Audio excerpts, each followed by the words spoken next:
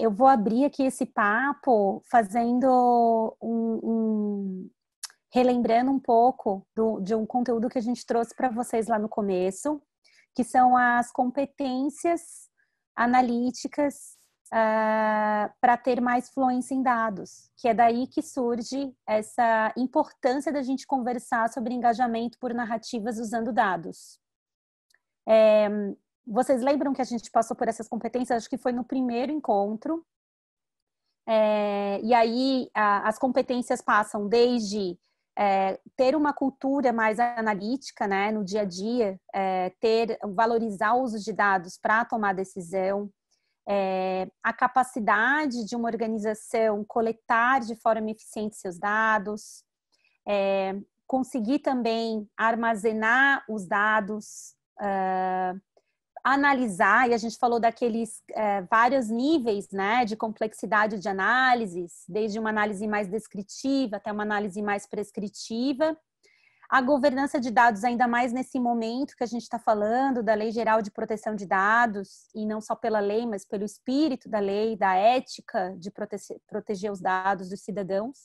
E aí a sexta competência, que é o engajamento por narrativas usando dados, que na verdade, depois que são criados essas soluções ou esses dados são reunidos, para mim esse é o ponto principal, assim, como que a gente realmente utiliza o dado para influenciar quem a gente quer influenciar, para tomar a decisão que a gente precisa tomar, porque senão é como se é o começo do trabalho, assim.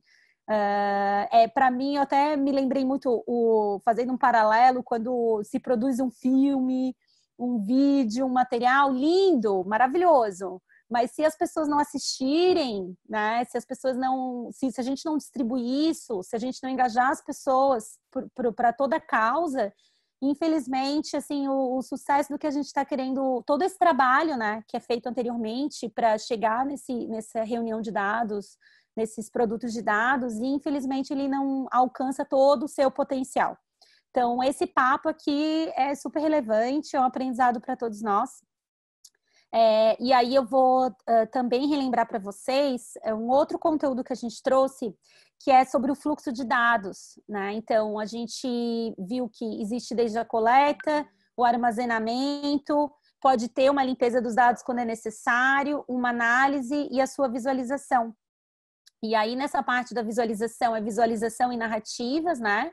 Então, queria relembrar essa questão do fluxo de dados para vocês também. E eu quero trazer para vocês um pouco do que a gente também vem pesquisando e algumas referências que vocês podem depois se aprofundar. Que é esse último item aqui, que é a indicação desse livro e dessa palestra, que vocês podem dar uma olhadinha no YouTube, que é da Cole. Ela trabalhou muitos anos na Google e ela se especializou muito em visualização e narrativas de dados. Então, ela traz muitas dicas, na verdade, de gráficos e visualizações. Ela coloca muito a importância da gente enfatizar certas informações que a gente deseja que o público realmente preste atenção. Então, quando a gente faz análise, a gente vai chegar em alguns insights, por exemplo. Então, na hora de comunicar isso pelos gráficos ou por alguma narrativa, que a gente possa dar ênfase nisso, nesse momento, né? E aí o foco é chamar atenção e contar uma história relevante, né? Usar elementos visuais para representar esse comportamento dos dados. E aí tem várias dicas sobre isso, e não é uma receita de bolo, vai depender muito do tipo de informação, né? Do tipo do que você quer que a tua audiência preste atenção. E aí é muito importante você saber para quem você está comunicando, né? Então, porque isso é fundamental, você saber quem é o seu público-alvo, quem você quer engajar, para daí pensar bem qual é a melhor forma. Isso também é um tema que a gente conversou também num dos encontros, e foi um tema que a Silvinha trouxe, que quando a gente também quer que a nossa narrativa seja democrática, né, que alcance a todos, qual ferramenta você vai utilizar, qual a linguagem que você vai utilizar, é muito importante, né? Então, queria só trazer esse panorama para vocês. uma abertura do nosso papo, né? Que a gente está falando de visualização, de narrativas, de mobilização e de engajamento, usando dados como referências. Eu preparei, na verdade, uma apresentação para vocês, assim, contando um pouquinho das coisas que o Data Lab tem feito, especialmente agora, nos últimos meses, então está bem atual, assim, e, na verdade, como eu conversei um pouco com a Silvinha e com a Carol, a ideia é um pouco, a partir da nossa experiência, e é mais ou menos como feito algumas falas, assim, como que vocês podem ir reconhecendo aí ferramentas ou ideias que eu acho que podem inspirar ou que podem trazer novas ideias, novos questionamentos sobre o trabalho com dados. Então, como eu falei lá atrás para vocês, o Data Lab nasceu ali em 2016. A ideia é que a gente consiga proporcionar um espaço de narrativas produzidas através de dados. Eu coloquei essas palavras aí que para nós são super centrais. Então, é sobre visibilidade de pessoas que estão, de fato, invisibilizadas, né, na maior parte das políticas públicas, na maior parte dos espaços de poder. É sobre reafirmar e é sobre potencializar identidades usando dados e com participação civil cada vez maior, porque eu acho que é o que talvez faça com que a gente transforme um pouco as situações onde a gente se meteu politicamente falando, né?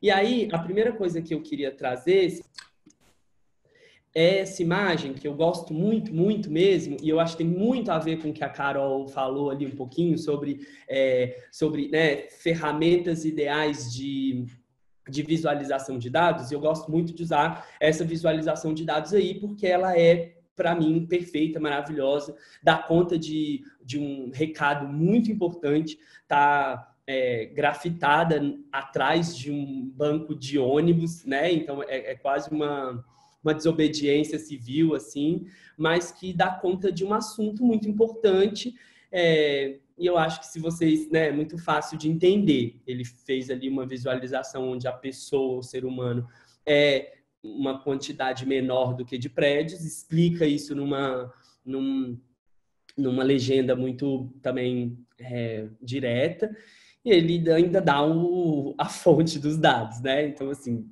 é isso, é uma visualização de dados muito simples, mas eu acho que ela, para mim, causa um efeito que eu tenho debatido muito, e a gente tem debatido muito no Data Lab, que é como a gente faz com que dados se aproveitem. Esse é um pedaço da equipe do Data Lab, que muda muito e tal, dependendo da temporada e tal, mas esse é um pedacinho do bonde. E como eu falei lá no começo para vocês, a gente tem trabalhado aí nessas 4 frentes, ou tentado mais ou menos trabalhar nessas 4 frentes. Com produção jornalística, com formação de novos sujeitos, de novas pessoas, com pesquisa e geração cidadã de dados e com incidência política. Eu vou tentar dar uma passadinha em cada uma dessas coisas, depois vocês façam perguntas, a gente pode discutir assim o tempo que vocês quiserem, precisarem sobre qualquer tema. Esse slide aí são só algumas das últimas reportagens que a gente produziu, e aí só para vocês entenderem mais ou menos os temas em que a gente tem trabalhado, como que a gente tem levantado questões muito diversas em cada uma dessas reportagens aí, e aí depois eu convido vocês a irem ali no site do Data Lab, darem uma fuçada um pouco nos conteúdos, mas para cada uma dessas reportagens a gente propõe análises de bases de dados públicas, a gente levanta esses dados de forma jornalística, né, acessando outros veículos de comunicação, institutos de pesquisa e principalmente o governo que produz os dados e que necessariamente precisa deixar eles visíveis e acessíveis para que a gente possa, então, construir histórias, entender melhor a nossa realidade através de dados públicos. Então, cada uma dessas reportagens tem alguma coisa aí sobre isso.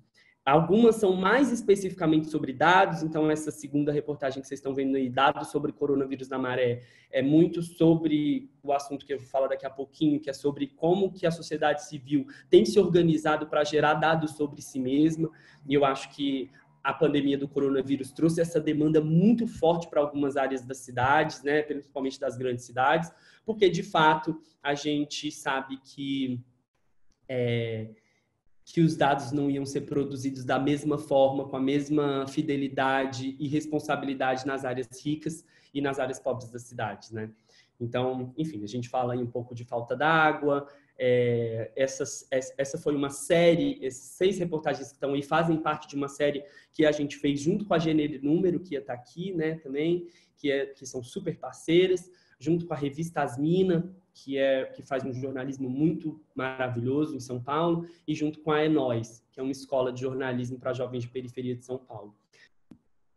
Então, tem algumas questões aí nesse trabalho de jornalismo que a gente tem se debruçado, que tem a ver com esse jornalismo mais territorializado, né, em como a gente produz conteúdo a partir de territórios que nunca tiveram espaço nos veículos de comunicação, ou se tiveram espaço, sempre foram espaços muito estigmatizados, né, muito preconceituosos ainda, e aí para a gente o motivo central disso é, de fato, a falta de diversidade nos veículos de comunicação, nas redações dos grandes jornais, né? Então, você tem ali um perfil muito parecido, historicamente, que ocupa esses lugares. Então, de fato, os territórios populares, como a gente chama, né? As favelas, as periferias, elas estão estigmatizadas nesses espaços. Então, como a gente consegue construir um jornalismo mais comunitário, um jornalismo mais local, mais territorializado, através das ferramentas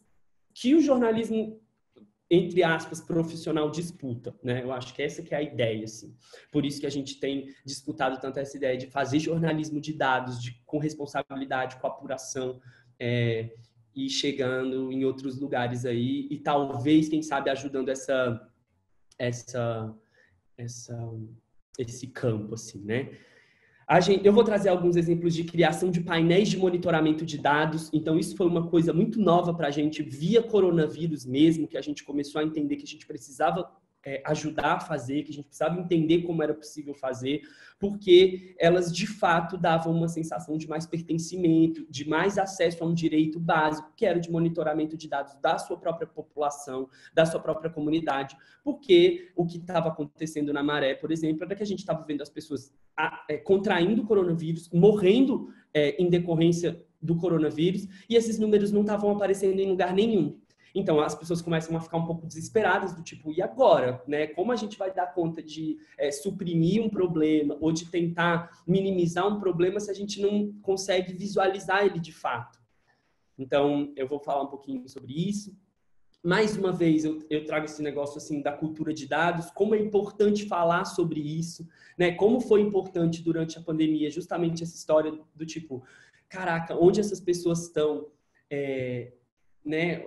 O que está acontecendo, ou quem elas são, foi uma demanda, eu acho, da população de começar a entender um pouco melhor que dados são esses. É claro que a gente tem um problema grave, que é de quem protagoniza a cultura dos dados, né? Eu acho que talvez Renato fale um pouco disso, mas assim, a gente tem um problema grave no campo do debate dos dados, porque eu acho que vocês já devem ter discutido isso bastante aqui no curso, mas de um lado você tem essa política agressiva, capitalista, de vigilância, né, que acessa os nossos dados o tempo inteiro, que escuta o que a gente fala o tempo inteiro, que transforma o nosso comportamento e a nossa identidade num número que serve para ser, né, para ser insumo de mercado. Então, isso é um problema grave da cultura de dados, que foi onde a gente foi enganado, eu acho, ali pelas grandes corporações, né, no começo dos anos 2000, e que hoje é um grande problema. Mas a gente tem do outro lado o que a gente tem feito, o que a gente tem pensado, que é como a gente dá conta de se apropriar dessas tecnologias, desse discurso, sabe? De tentar forçar a barra para ir além daquele aceito, não aceito, de todas aquelas, né, aquelas leis que você só pode ter acesso ao aplicativo, você só pode ter acesso a isso se você disser eu aceito. E isso é um problema muito grave, porque isso acabou distanciando um pouco a gente dos processos de decisão mais autônomos dentro da internet, né? E de como que os nossos dados estavam ali, a nossa vida estava ali sendo vendida, sendo dada para as corporações e a gente não estava percebendo. Eu queria fazer um micro parêntese sobre um texto maravilhoso que eu li hoje e eu vou enviar aí para vocês depois lerem, mas é de uma mulher maravilhosa, de uma organização que se chama Coding Rights, e ela fala sobre como que a ideia feminista de consentimento sexual poderia ser usada para os modelos de consentimento dessas plataformas e desses termos de uso de dados. Isso é muito legal, porque quando você pensa na estrutura da internet e, na verdade, na história das tecnologias, na verdade, elas foram pensadas e produzidas por homens, né? Na maioria das vezes, heterossexuais, cisgêneros, ricos. Então, como que é possível imaginar um futuro onde as tecnologias, onde esses acordos entre a liberação e o uso dos dados seja feita de forma mais participativa, seja feita de forma mais inclusiva, e como imaginar esse futuro onde essas ideias estejam pautadas em ideias mais femininas, em ideias mais feministas e menos machistas, menos racistas, né? Enfim, é um debate maravilhoso que eu tenho me empolgado muito, assim, e acho que pode ajudar a gente a imaginar futuros, assim. Aí são só uns exemplos de parcerias que a gente fez durante a pandemia nesses sentidos. Então, essa barrinha da esquerda são reportagens do Fala Roça. O Fala Roça é um jornal que fica na Rocinha, aqui no Rio de Janeiro, muito parceiros da gente. A gente tem ajudado eles a entender um pouco melhor como que o trabalho com dados pode acontecer. E eles produziram uma série de conteúdos durante a pandemia. Estão com uma campanha muito, muito importante no Catarse, frequente. Então, para quem quiser colaborar com um veículo de comunicação muito sério, muito incrível da cidade, eles têm produzido conteúdos muito legais. A Frente Maré, que é uma frente de coletivos da Maré, que tem feito levantamento de dados junto com a Redes da Maré e que tem lançado boletins semanais de casos de morte, de suspeita e de contaminação pelo coronavírus e que tem ajudado muito num trabalho em parceria com a Fiocruz, sem necessariamente intermediação do governo, o que é muito importante num tempo em que a gente está com um governo negacionista e muito preconceituoso, né, do ponto de vista dos territórios, da raça, do gênero e de tudo mais. Então, como que é importante ter ações voltadas para coletivos e comunidades levantarem seus próprios dados com rigor técnico, metodológico, para dar conta de novos arranjos. Então, eu acho que a chegada da Fiocruz na Maré de forma mais potente agora, durante a pandemia, é um sinal de que a gente tem feito um trabalho muito legal. Esse outro painel aí embaixo é um painel da galera do Voz das Comunidades, e que também conta, em algumas favelas da cidade, os casos de óbitos e de confirmados e de recuperados pelo coronavírus, só em favelas. E aí eu acho que já são umas 15 favelas, mais ou menos. E aí eu já vou terminando, eu falei demais mesmo, mas assim, aí tem uns 3 pontos importantes, um da pandemia como expressão de desigualdades muito profundas, eu acho que eu falei um pouquinho sobre isso, né, já, acho para entender.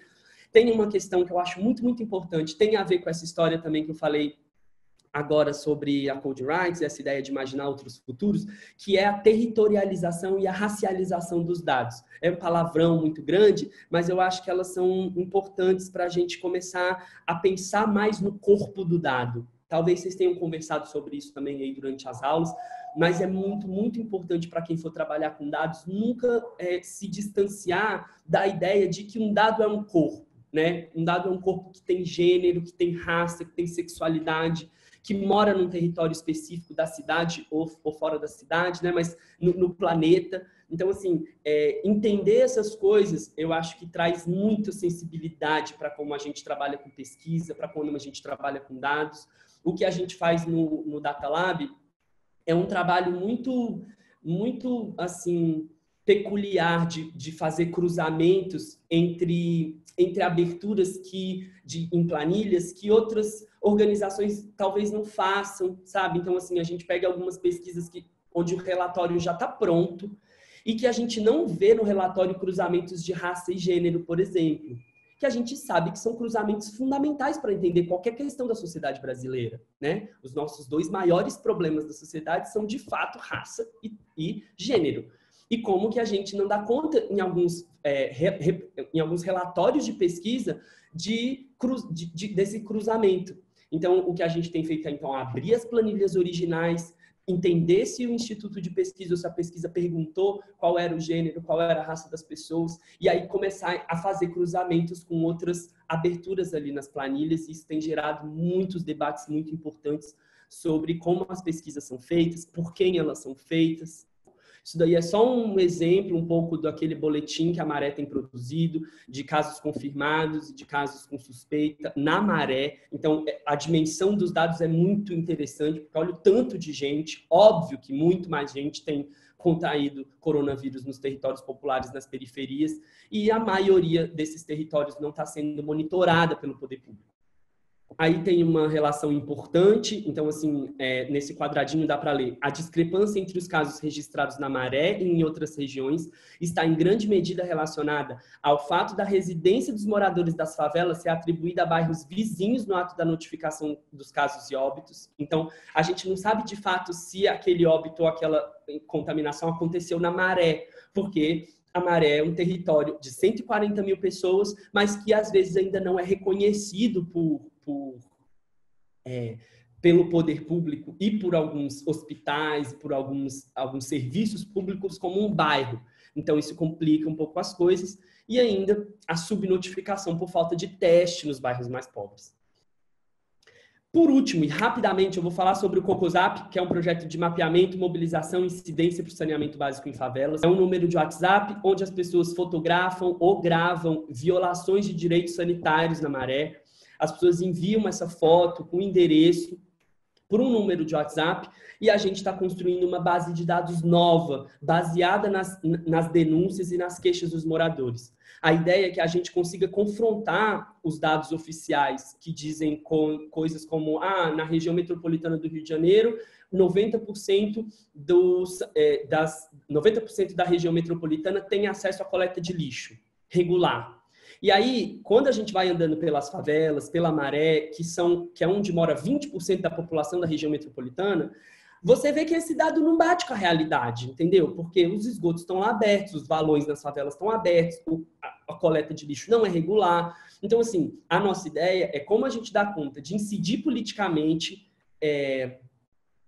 a partir da produção de dados que a gente mesmo produz. Esses exemplos que eu dei sobre os painéis do coronavírus, né, a contagem das pessoas pela ação de coletivos organizados na favela, já é um exemplo muito poderoso de geração cidadã de dados, de como que a gente, enquanto sociedade civil, pode se organizar para dar conta de chegar em soluções para as nossas comunidades, e também que a gente dê conta de abrir um pouco essa caixa preta dos dados, né? Quem trabalha com isso? Quem são os institutos de pesquisa? Que metodologias que eles usam? Né? O IBGE é um instituto maravilhoso.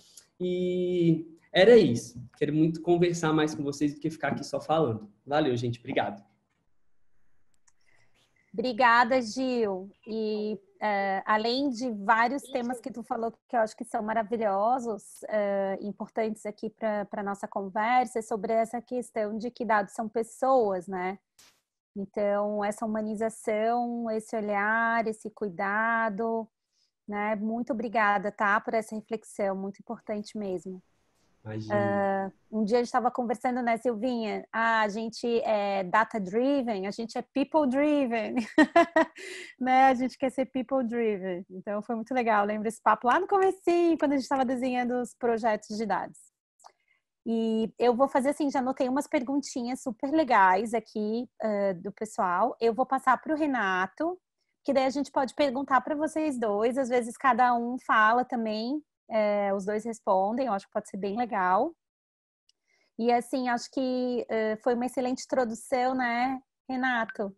E ele vai trazer assim um olhar, eu acredito, até bem didático de quem desenha campanhas de engajamento usando dados, tá?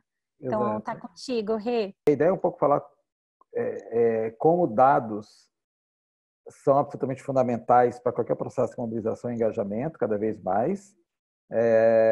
Até não muito tempo atrás, esses processos eram muito intuitivos, tinha uma ciência de marketing por trás e tal, mas quando os dados e a análise, a recolhimento e análise de dados entra de forma profissional, melhora muito a qualidade e a capacidade de processo de mobilização e engajamento, que o digam, que o diga a família que está no poder nesse momento, né?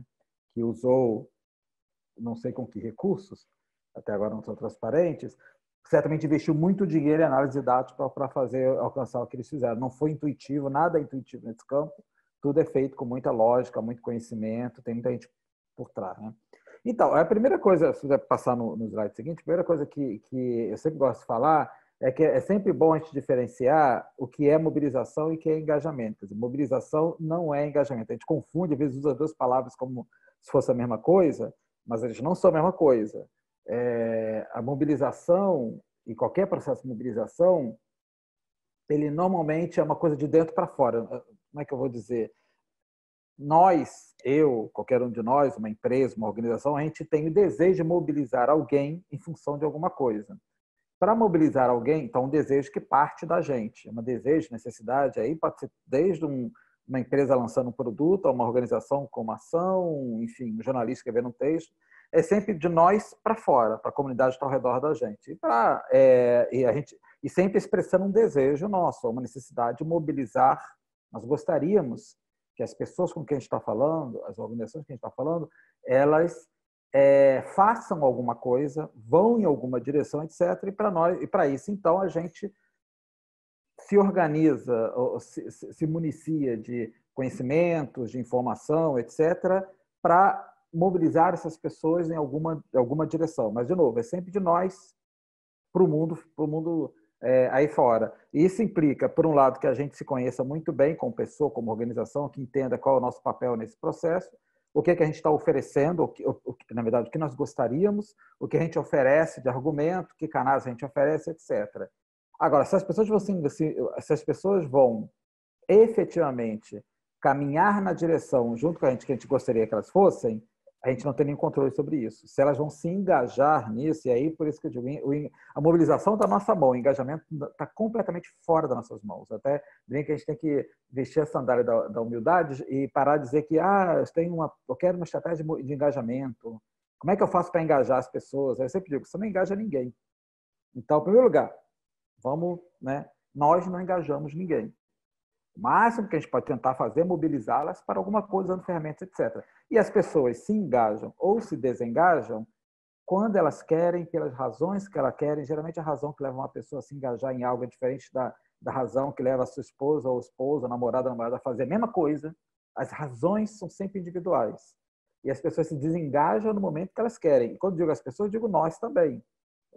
Nós também nos engajamos em temas, assuntos, produtos, interessa, e nos desengajamos muito rapidamente. Então, a mesma coisa que nós temos com relação ao mundo, todo mundo tem.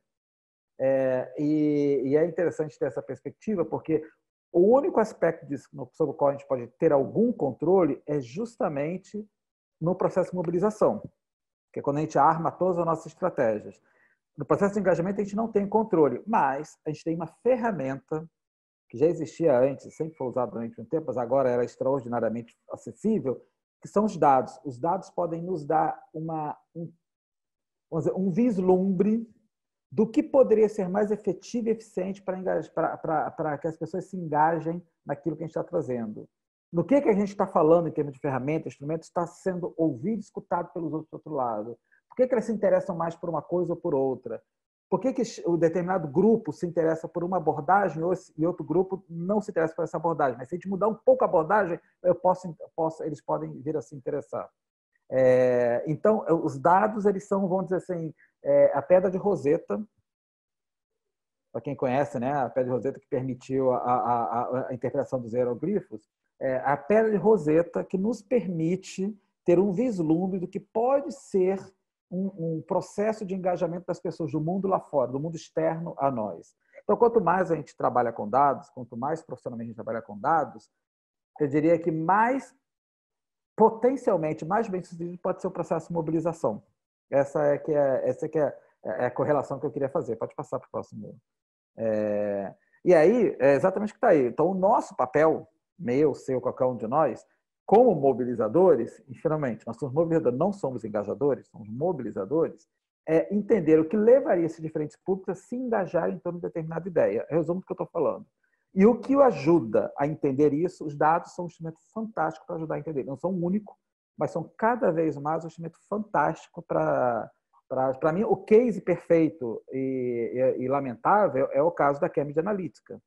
Eles conseguiram levar esse aprofundamento no entendimento de dados ao nível de sofisticação tão grande que eles conseguiram antecipar o que levaria um determinado grupo de pessoas a se engajarem numa mensagem que levou a Europa, a Inglaterra a separar da Europa, que botou Trump no poder, apesar de indo contra todos os prognósticos. Isso porque eles manipularam as pessoas do outro lado? Não. Isso porque, pelo manejo absolutamente profundo dos dados e de algoritmos, eles conseguiram entender o que poderia ser de relevante e interessante para determinados grupos sociais que os levariam a se engajar numa ideia ou numa proposta que, na verdade, já estava na cabeça deles. Então, não foi colocado na cabeça das pessoas que o Trump era o melhor. Ele já estava lá. Eles só não sabiam quem seria a pessoa. Então, eles disseram, olha, isso tudo que vocês acreditam, esse fulano aqui vai ajudar a chegar lá. Falaram, opa, então é nesse cara que eu vou votar. Então, também tirando um pouco, desmistificando essa ideia, eu gosto de ver sobre ficção científica, tem essa ideia de que é possível manipular a mente das pessoas. Não, as pessoas se encaixam naquilo que elas querem se encaixar. Pode ser que em algum momento elas não tenham a consciência disso, mas elas só vão atrás daquilo que elas fundamentalmente acreditam ou passam a acreditar. E aí, uma dos instrumentos que a gente usa muito é essa ideia do 1990, que é assim, óbvio que quando a gente quer mobilizar as pessoas, e a gente gostaria que todo mundo tivesse engajado na nossa causa, no nosso produto, etc. Só que todo mundo é muita gente. Na verdade, uma dos elementos básicos da teoria de redes é a ideia de que as pessoas se engajam naquilo que outras pessoas apresentam para elas. E quanto mais próxima é a pessoa de mim, melhor. E mais próxima pode ser próxima por amizade ou por afinidade, ou pode ser porque é uma personalidade que eu admiro muito e que, se ela diz, eu vou atrás. Daí o poder, entre aspas, dos influenciadores. Um influenciador pode estar distante de mim pelo fato que eu nunca vou vê-lo, mas eu me identifico tanto com essa pessoa que, se ele disser, compra isso, eu vou lá atrás. Ele é próximo de mim, mais próximo de mim do que grande parte dos meus amigos, do que grande parte da minha família. Então, é essa a correlação. Então, a ideia é o seguinte, ao invés de tentar, o conceito por trás disso é o seguinte, ao invés de tentar mudar toda a sociedade, eu tenho que me comunicar com as pessoas com quem eu tenho contato mais direto. Mais direto, que eu digo, seja nossa rede de relações, etc. É com essas que eu tenho que dialogar, é com essas que eu tenho que mostrar as possibilidades de mobilização. E elas, se interessarem pelo que você estava dizendo, elas vão engajar suas próprias redes. Porque cada um de nós tem... O que é o 1990? O 1 somos nós, ou o nosso grupo que está querendo promover ou levar adiante uma ideia, um produto, etc. 90, vamos dizer assim, a sociedade como um todo, e o 9 é a interface que nós temos com o todo. E todos nós temos interface. Alguns têm interface maior, um influenciador tem interface de 50 milhões de pessoas, de repente. Mas todos nós temos uma interface. O mesmo influenciador não fala com todo o Brasil. Fala com o grupo que o segue. Então, é tentar entender exatamente quem são esses, como é que a gente constrói a nossa narrativa pensando naqueles que estão nos escutando, não naqueles que a gente não conhece. Quem tem que falar com quem a gente não conhece são as pessoas que conhecem a gente. É isso que eu quero dizer. E os dados são fantásticos para entender quem é que conhece a gente ou quem a gente deveria se fazer conhecer. Então, quando eu falo com essa ideia de que os dados eles são um elemento cada vez mais fundamental em qualquer processo de mobilização, é porque eles ajudam em 3 coisas fundamentais. Eles ajudam a conhecer melhor as audiências e os potenciais gatilhos de engajamento. Eu acho que essa ideia do gatilho de engajamento é fundamental. Primeiro, conhecer bem as audiências. E entender que as audiências são as audiências mesmo. Não existe nenhum lugar audiência única. Nem entre aqueles que estão próximos da gente. Na minha família, a tia do WhatsApp pensa diferente completamente da sobrinha do WhatsApp. Enfim, então, quais são as audiências? Como é que elas, o que elas definem? O que elas mobilizam? E o que serviria de gatilho de engajamento? Que ela, ao ver isso, ao ver essa determinada mensagem ou chamada de ação, diga, isso tem a ver com coisas que eu acredito. E os dados podem ajudar a gente a ter uma ideia de quais são os potenciais gatilhos. Que mensagens, que palavras, que expressões, que hora do dia, enfim, tudo isso os dados podem ajudar a gente. Ajuda também a definir KPIs, ou os índices de performance. que é sempre dificílimo definir qual o índice de sucesso, de performance, e dados ajudam a gente a refinar os KPIs e a gerir, sobretudo, a gerenciar a informação em tempo real. E o mundo que a gente vive é o mundo do tempo real. No tempo real, em termos de informação, a gente sabe disso cada vez mais. Qualquer campanha, hoje em dia, pensar em campanha de longo prazo, uma campanha, para mim, é 15 dias. Uma campanha de um ano não existe mais, eu não sei quem faz campanha de um ano, né? Pode pensar em grandes transformações de um ano, mas as campanhas são de curtas, né? Porque as pessoas estão sendo submetidas a um grau de informação muito grande. Então, as informações vão se acumulando rapidamente. E rapidamente, nosso cérebro, todo dia a gente tem uma decisão sobre o que a gente vai dar mais valor ou menos valor no grupo de informações que a gente recebe. Então, a gente tem que monitorar isso em tempo real. E a terceira coisa, ajuda a identificar a informação-chave para gerar uma narrativa que seja envolvente, que normalmente está ligada ao gatilho de engajamento. Qual é a abordagem, qual é a palavra, qual é o momento, qual é a imagem, e os dados ajudam a gente a sair do mundo do guess, do levantar o dedo, ver para onde é que vai vento. Ele ajuda a organizar o nosso instinto, porque eu acho que o instinto é importante. Mas o instinto, cada vez mais, ele tem que ser ancorado em alguns números que ajudem a fortalecer as apostas. Ainda mais porque a gente não tem nem tempo, nem recursos para ficar desperdiçando com muitos testes sem sentido, né? E aí vem com essa história, de novo, na ideia do gatilho de engajamento. Para mim, um dos principais gatilhos de engajamento é ter uma boa narrativa. E é isso que eu estava falando antes. E o que qualquer narrativa tem? Ela é essencialmente uma combinação de emoção e razão. A gente fala, conquista pela emoção e mantém pela razão. Em tudo. Desde o namoro até um argumento político, etc. Você captura, o que a gente precisa fazer? A gente precisa fazer com que a pessoa pare e olhe para você. E preste atenção em você de alguma forma. Isso geralmente é conseguido pela emoção. Dificilmente a razão consegue fazer isso. A manutenção disso, no contexto que a gente vive de muita emoção vindo junto, vem a razão para dizer, olha, por que é importante, aqui tem um número que eu estou te mostrando, etc. Então, eu acho que essa coisa da narrativa, e aí, quando eu falo isso, quer dizer, a narrativa não é notícia em si, não é um relato, não é um relato, a narrativa é uma história. Nós, seres humanos, somos movidos por histórias. É isso que o Jornal Nacional está fazendo todas as noites. Primeiro, dava os números da Covid. E dar número da Covid, 60 mil é uma coisa assustadora, mas é intangível para a maioria das pessoas. Chega uma hora em que 60 mil ou 1 milhão não faz muita diferença. Mas a história do cara que até 20 dias atrás estava num rochaço com a família, foi numa festa, tem uma filha com uma deficiência, então ele foi na festa, ajudou, etc. Aí pegou a Covid e ficou internado 15, 20 dias. É outra coisa, você tangibiliza. Então, é você mesclar esses elementos emocionais e estimular as pessoas a escutarem e a agir. E se vocês pensarem também em Jornal Nacional, todas elas, no fundo, dizem isso. Olha, o que você pode fazer? Põe a máscara, etc. Tem uma história sendo contada ali no Jornal Nacional toda noite. Olha os números, olha essas histórias, olha as pessoas que estão fazendo tudo errado, olha por que é importante fazer, faça você dessa forma. Call to action, põe a máscara, só sai se você precisar, etc. E por aí vai. Então, eu gosto muito essas listas são ótimas. Os 8 elementos fundamentais para narrar em dados. Mas eu acho que assim, não são nem todos os 8 aplicáveis, mas eles deveriam estar em conta quando a gente constrói uma narrativa de dados. Porque também tem isso, né? As pessoas que não estão muito acostumadas a trabalhar com dados começam a vomitar números, ou dados, ou referência, etc. E a maioria das pessoas do outro lado, eu, você, pessoas comuns, a gente não... Cara, a gente tem uma capacidade muito limitada de lidar com dados. A não ser quem é cientista de dados. Eu, por exemplo, não sei quantos de vocês têm assim, minha cabeça começa a ter circuitos que começa a 3, 4 dados diferentes de uma mesma informação. Eu me lembro de uma vez, quando eu era criança, eu estava na sala de aula, isso até hoje, e o professor estava falando alguma coisa, eu não estava prestando atenção, e eu estava meio cabeça longe. Aí o professor chegou perto de mim falando, se passar uma mosca do seu lado, você vai acompanhar a mosca. É isso, eu começo como é que se diz, a viajar, sem entrar muito dado. Então, a gente tem que escolher quais são os dados e perguntar assim, Configura a história. Qual é a pergunta? O que seu público vai aprender do dado que você está apresentando? O que você quer que ele aprenda? Porque é isso que fundamenta o dado que vai ser apresentado. O que você quer que ele capture? O que você quer que ele saiba? O que você acha relevante? E não o dado que você tem. O dado que você quer é um instrumento para isso, né? E sempre terminar com um insight. Cara, olha isso. Talvez uma frase, um conceito. É isso que a gente... Porque se ele não se lembrar de nada, se ele se lembrar daquilo, você já alcançou o que você queria.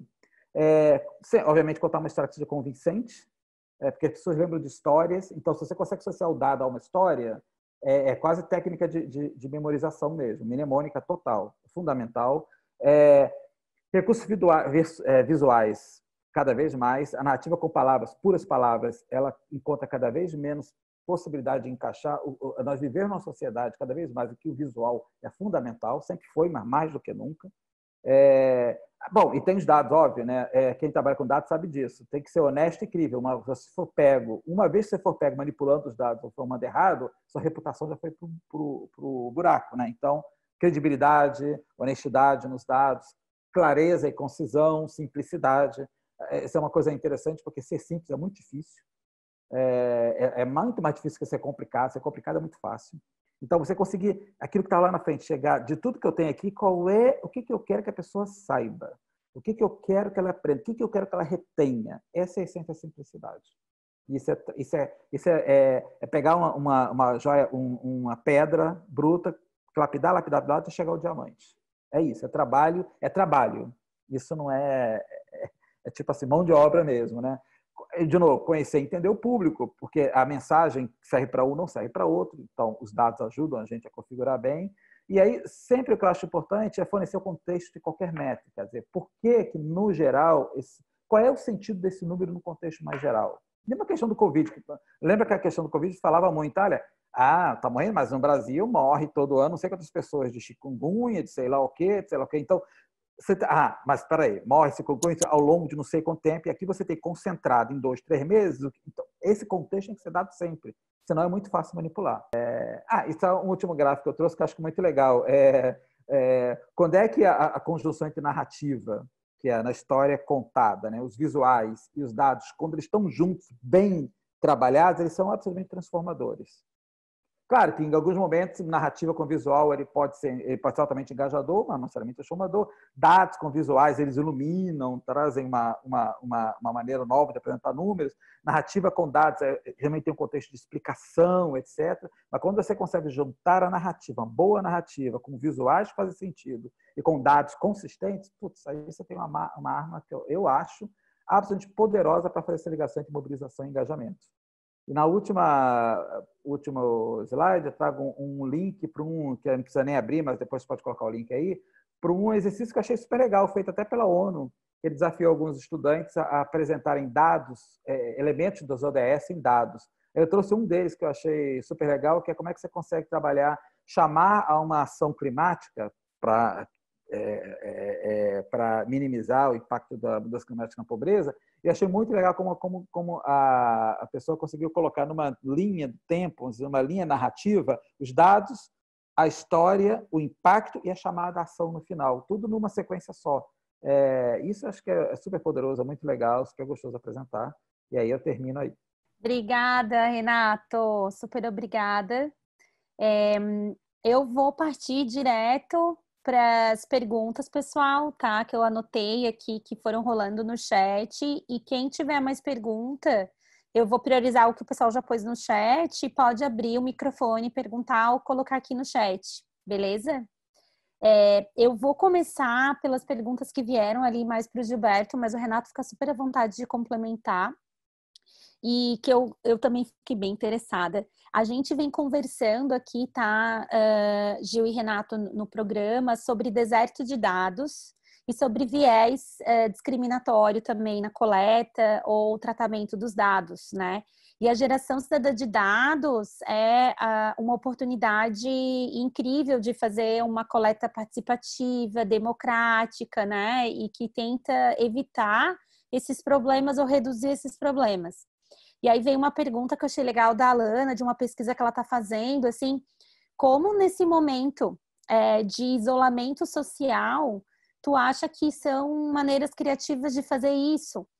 O teu exemplo até do projeto lá de saneamento me pareceu ser algo assim. A gente se pergunta sobre isso porque a gente queria fazer um projeto desse, né? No Social Good. Porque aí a gente... muitos desses formatos, eles são presenciais, né? Dinâmicas de grupo para coletar dados, enfim, de forma democrática. Fala um pouco a tua visão, assim. Então, essa é uma ótima pergunta porque conecta muito com o que o Renato acabou de falar, né? O Cocosap, ele é um projeto de mobilização. Para a gente dar conta do engajamento, é onde a gente sua mesmo a camisa, mais do que na mobilização, né? Então, assim, a gente tinha feito, né, durante o projeto acontece desde 2018, com intervalos por conta de financiamento e tal, mas, assim, a gente faz muito trabalho de mobilização. E aí eu acho que a pergunta da Lana tem um pouco a ver com isso, né? Tipo, para você dar conta de coletar dados de forma cidadã, você precisa engajar as pessoas na questão que você está querendo trazer, entendeu? Então não adianta você falar para as pessoas, mandem. O que acontece muito no Cocosap, é um projeto assim, é um exemplo real, é que muita gente tá interessada na resolução do seu problema, sabe? Porra, tá faltando água, meu esgoto tá aberto, não coletam o lixo, meu filho tá doente, o que que dá para você fazer para resolver logo esse problema aqui do lixo da minha porta? E, na verdade, o projeto é um projeto de engajamento em torno da questão do dado e do saneamento, para quem sabe um dia a gente dar conta de incidir na política e quem sabe essa situação se transformar. Então, como que você engaja uma população nesse sentido, sabe? E aí, o que a gente tem feito antes da pandemia é um monte de oficina, exercícios de mobilização, e aí eu acho que tem a ver com o que o Renato falou, né? Exercícios de mobilização, para a gente dar conta de talvez chegar num nível de engajamento que aconteça depois.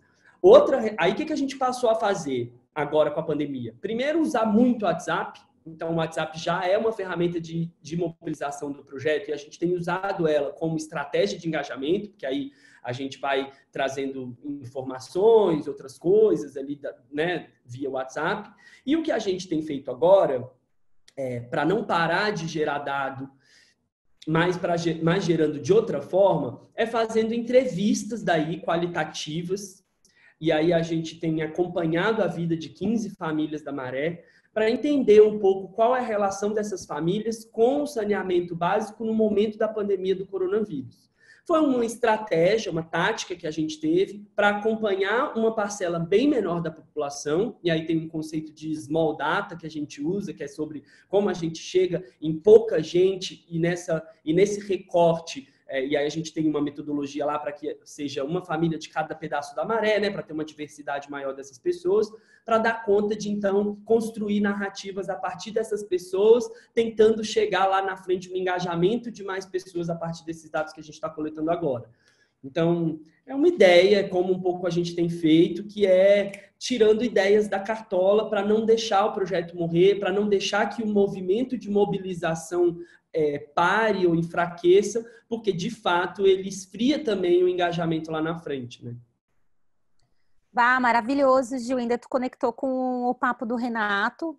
E aqui a Lana perguntou, por WhatsApp tu faz ligação, tu manda formulário para o pessoal, como é que é? A gente agora, não, hoje com as famílias a gente tem feito ligações de WhatsApp, ligações de telefone e a gente mesmo preenche os dados na planilha e no questionário, né? Mas no Cocosap, normalmente, a gente também faz isso, recebe as informações e a gente mesmo leva elas para a planilha e para o formulário. Às vezes a gente, assim, toda vez que uma pessoa manda uma denúncia ou uma queixa, a gente envia também um formulário mais complexo para ela preencher se ela quiser. O que a gente percebeu foi que 90% das pessoas não preenchem. Então, a gente mesmo preenche com os dados, liga para a pessoa, manda um áudio no Zap. Me conta mais sobre o problema, o que aconteceu? Acabou a água, faz muito tempo? Com que frequência que acontece? Me manda um audinho. Aí a pessoa manda um áudio e a gente vai transformando esses dados e mandando eles para a planilha, porque é difícil engajar as pessoas a também entrarem num novo link, e aí tem vários problemas sociais envolvidos, né? Tipo, não só de engajamento, mas também de acesso à internet, banda larga, essas coisas, né? E aí, acho até, Gil, que tu respondeu uma outra pergunta, que era sobre metodologias de coleta quali. né? Uhum. Acho que esse seria o exemplo também que tu tens.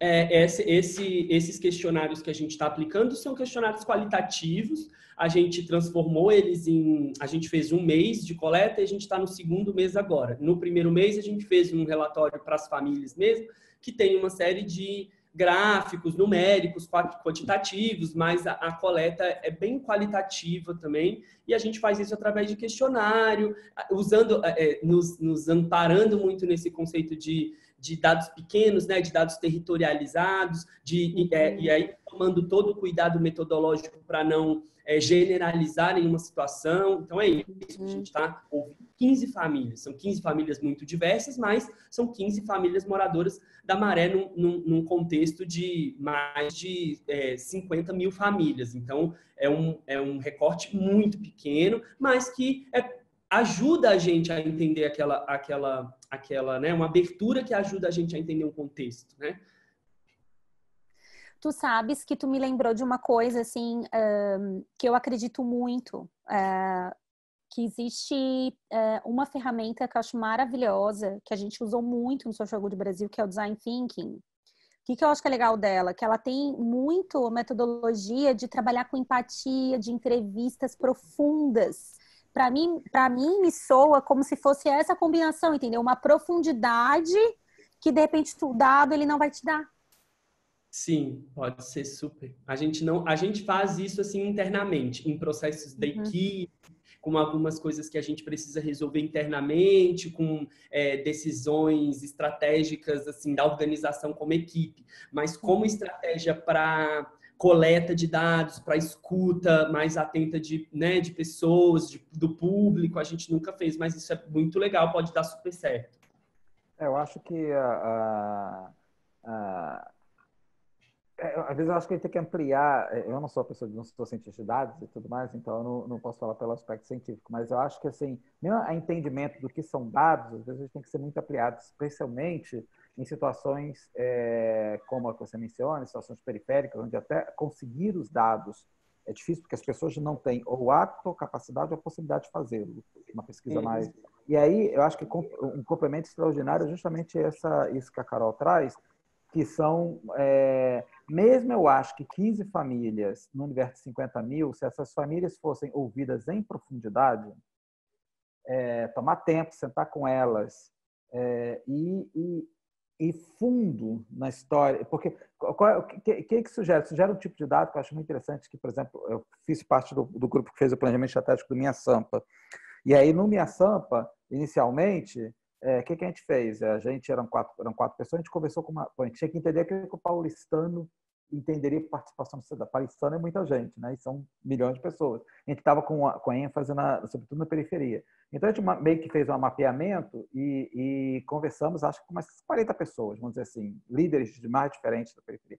E eram conversas muito profundas, de 2, 3 horas, enfim, sem que deixava passar, e a gente ia anotando as palavras-chave que surgiam na entrevista.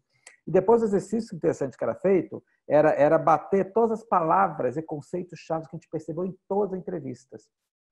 E bater pessoalmente, não bater com a máquina. Todas as pessoas falando, olha, isso aqui surgiu. Aí a gente começou a ver que algumas coisas eram comuns às diferentes pessoas, algumas ideias, algumas palavras, alguns conceitos. A gente falou, pô, existe aí uma indicação potencial de que se a gente for como organização por este caminho, a gente vai estar falando por algo que é transversal a diferentes grupos sociais. Vamos testar?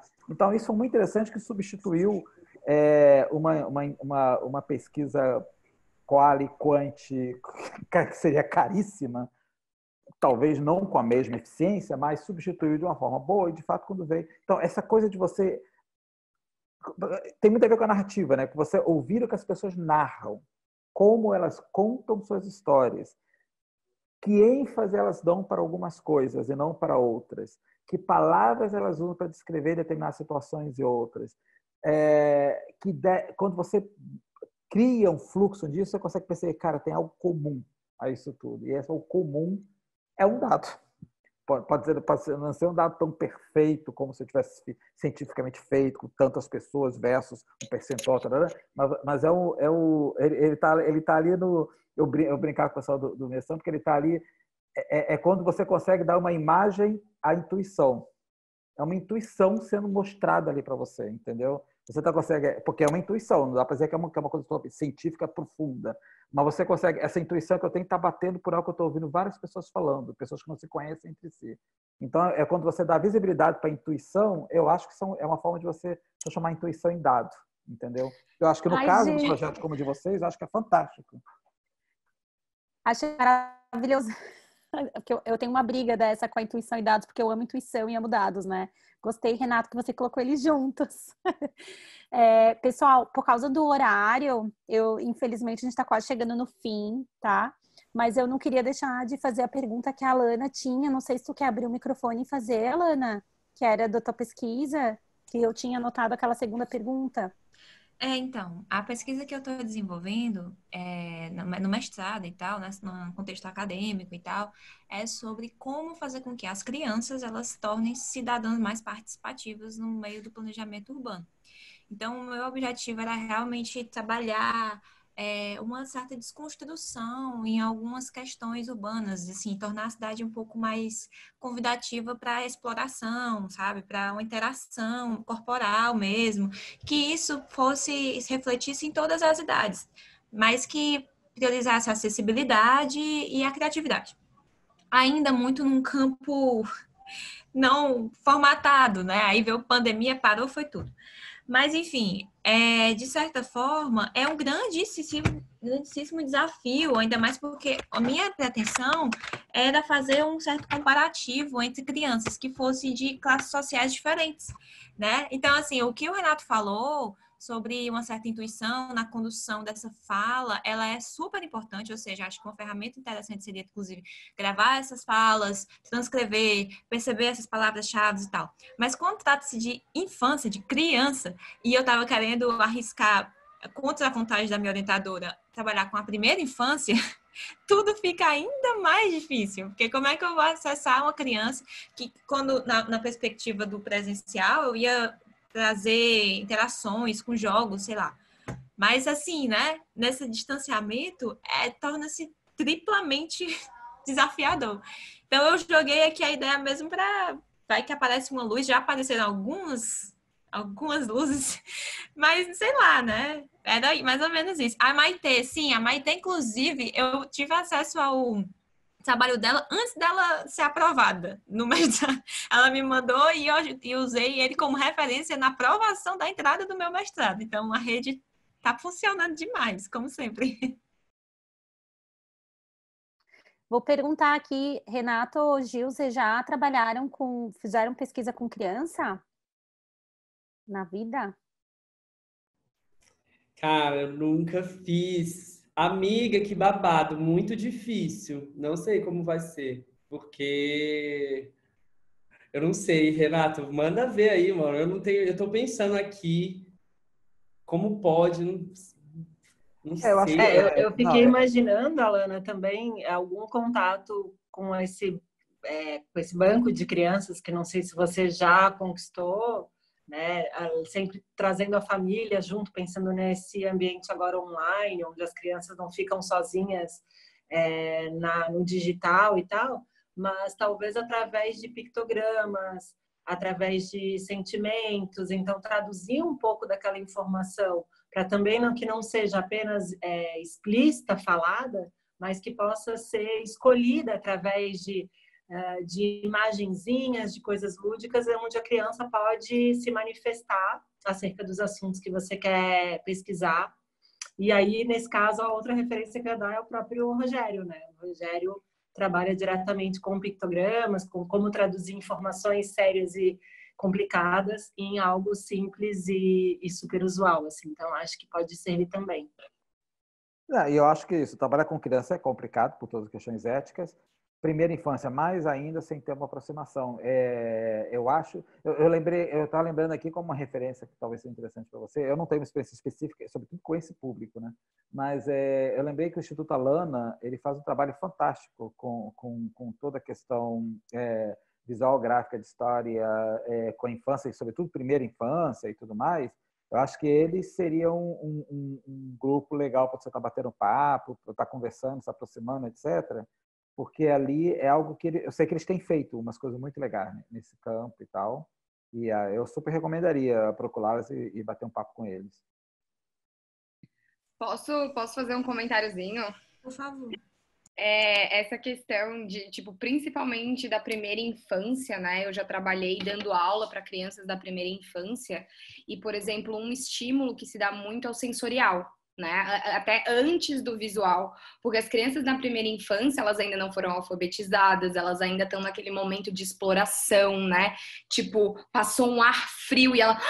O que é isso? Então, é muito da questão sensorial. Então, talvez a conversão que tu tenha que fazer é como que eu transformo essa leitura, o entendimento de dados em algo sensorial, né? Porque, por exemplo, talvez eu balançar um papel celofane vermelho, ele represente, tipo, barulho. Barulho, ele é um dado. Dado, né? O barulho ele é um áudio. Áudio é um pedaço de dados. Então, dá para fazer essa transposição, no caso, né? Mas crianças da primeira infância, elas não leem, elas não falam, elas não têm desenvolvido certas habilidades que elas estão em processo, né? E muito vinculado ao externo também, né? Que é da questão social. Então, essas inteligências da criança ainda estão sendo desenvolvidas. Então, quanto mais simples, o mais sensorial, o mais parte do dia a dia for, e aí a gente começa a desenvolver isso. Acho que até na parte de dados, assim, né, talvez seria interessante na segunda infância, e aí, a partir disso, quando entra na alfabetização, incluir a alfabetização com dados, né, e aí realmente incluindo símbolos, incluindo formatos, né, o áudio, o som, o texto, a figura. Então, fazer uma comparação entre os elementos que eles já são muito pertinentes dentro da pedagogia e do ensino básico, com os dados. E aí, comparando isso, é mais fácil de fazer essas conexões e elas incorporarem. É uma questão muito semiótica, inclusive. Se quiser conversar, estou aberta. Inclusive, vou estudar mais sobre semiótica. Também é algo que que tem que ser abordado, gente. Perfeito, perfeito, perfeito. Obrigada. Prometo dar retorno sobre. E sabe, eu acho que isso aqui foi um excelente papo para quem não vai fazer nenhuma coleta com crianças, mas de fazer essa reflexão sobre formas criativas para coletar dados, né? Igual ali o Gilberto mostrou uma forma criativa de visualização que eu amei ali do banco de ônibus, que é assim, eu trabalho há muito tempo com inovação e tecnologia e assim, às vezes as pessoas ficam meio encantadas ou presas na inovação da tecnologia porque é muito legal, mas, cara, na verdade, a gente que está falando que é para impacto social, para mudar uma realidade, né, principalmente, então, o nosso compromisso é mais com o que a gente quer mudar e daí a gente vai encontrar as ferramentas que podem não ser digitais, pode ser presencial mesmo, então, a gente tem até um material de visualização que mostra umas visualizações bem diferentonas também, que são presenciais em eventos e tudo, que eu acho que são excelentes exemplos. Alguém quer fazer... A gente já está meio que estourando o tempo, tá? São 7h32, mas eu queria saber, primeiro, garantir que as perguntas da Luara foram respondidas. Se não, pedir para ela ou fazer um chatzinho aqui para mim ou falar. E também se alguém mais tem alguma última pergunta para a gente encerrar. Em grande parte, sim. Amei. Deixa eu abrir minha câmera aqui. Amei a explanação, quiser agradecer esse momento, assim. E eu sou uma fã de pesquisa qualitativa. Eu venho das ciências sociais, da antropologia, e às vezes eu fico um pouco inquieta porque eu não escuto ninguém falar exatamente de ferramentas da antropologia que super contemplam, né, essa coleta. Então, eu queria saber dessas experiências justamente porque no meu olhar, assim, eu acho que são super efetivas. Mas eu acho que tem conexão total, essas pesquisas abertas, essas narrativas, é só às vezes a nomenclatura que muda, né? Mas é isso. Muito obrigada. Essa apresentação vai ficar disponível que foi feita? Vai, né? Pode ser a sua, Gil, do Renato também. Tá. Não tem problema. E, Luara, rapidamente, assim, eu super concordo com você. Eu acho que as ferramentas das ciências sociais são fundamentais para a gente fazer o trabalho que a gente faz, né? Eu acho que deu até, assim, se não deu para perceber, o que a gente faz é é escuta atenta, é estar implicado com esses objetos de pesquisa, entre muitas aspas, porque é também sobre nós mesmos, né? Assim, é sobre criar narrativas e produzir dados sobre nós mesmos, entendendo como que a gente está o tempo inteiro afetado pelo espaço onde a gente está, pelo corpo que a gente tem, pela cor que a gente tem, né? Pelo gênero que a gente tem. Então, acho que tem tudo a ver com antropologia, sim, com os estudos antropológicos, né? Com os estudos de campo, de quem vai para campo entender o objeto, olhar para ele, humanizar ele. Então, eu acho que tem tudo a ver, sim. Você está super certo. E para mim, um exemplo que eu posso dar sobre a questão que é impossível negligenciar o aspecto sociológico e a entrevista e um tipo de pesquisa mais qualitativa de qualquer quantitativa, é a questão mesmo que nós estamos vivendo agora, toda a discussão racial. Quer dizer, é impossível qualquer número, qualquer pesquisa que você faça que tente analisar determinado assunto, determinado tema social pelo viés, pelo olhar racial, é impossível você entender, fazer isso sem conseguir entender também como as pessoas se percebem no contexto racial. Porque dizer que X% da população é negra, X é branca, etc., não quer dizer nada, porque tem muita gente nesse meio, em primeiro lugar, que não se considera negro, ou que se considera mais ou menos negro porque é pardo. Quem é pardo não tem, na sua experiência de vida, a minha experiência de vida de quem tem a pele retinta negra, não é a mesma coisa, querendo ou não.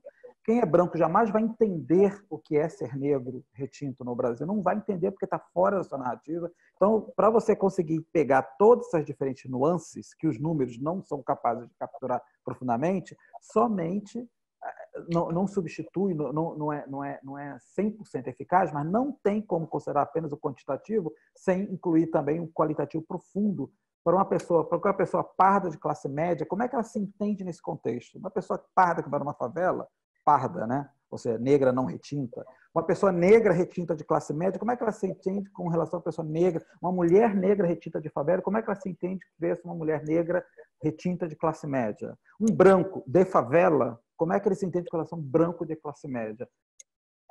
São visões, e quando eu falo do engajamento, é aí, cara.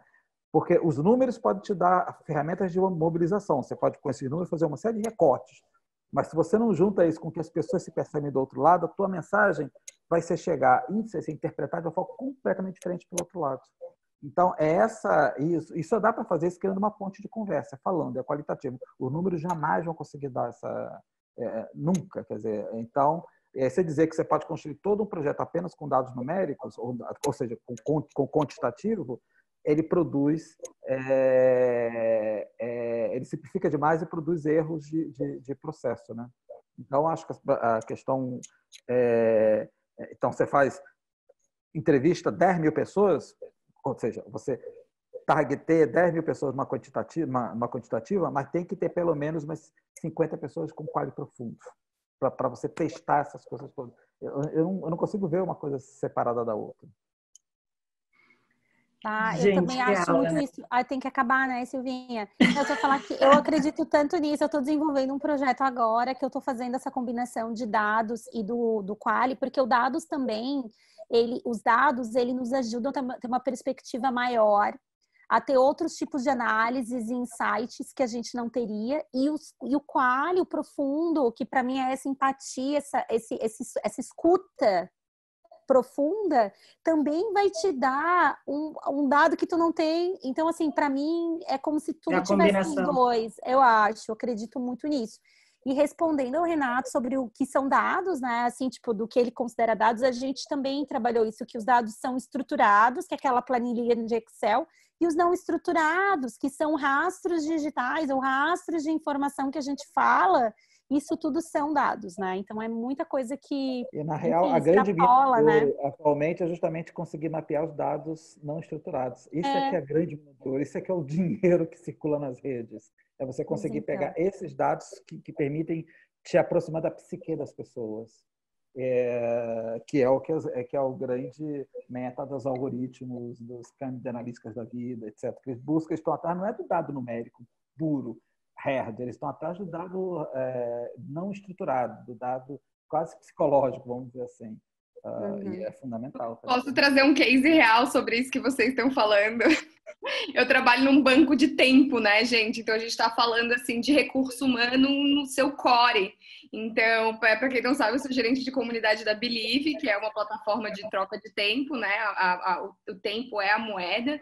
E hoje é um dos embates que eu estou passando é justamente que eu não consigo extrair os dados do quantitativo. Apesar da gente ter dashboards, a gente ter toda essa parte, porque é um aplicativo, né? É um software, é uma plataforma, mas eu estou fazendo uma série de entrevistas e o que vem das entrevistas é onde está a jornada do cliente, é onde está as questões que precisam ser tratadas. E eu até estou, assim, muito mais levando para a quali para entender essas motivações internas que não tem nem rastro, porque isso está com a pessoa. Quando a gente está falando de recurso humano, das habilidades, o que vem de dentro, está dentro das pessoas, a motivação é interna, né? Claro que tem todo o contexto, mas eu preciso falar com essas pessoas para entender, né? E cada pessoa é tão única, com seu recurso tão único, com suas habilidades tão únicas, que mesmo tirando uma quantidade boa de pessoas, eu ainda vou ter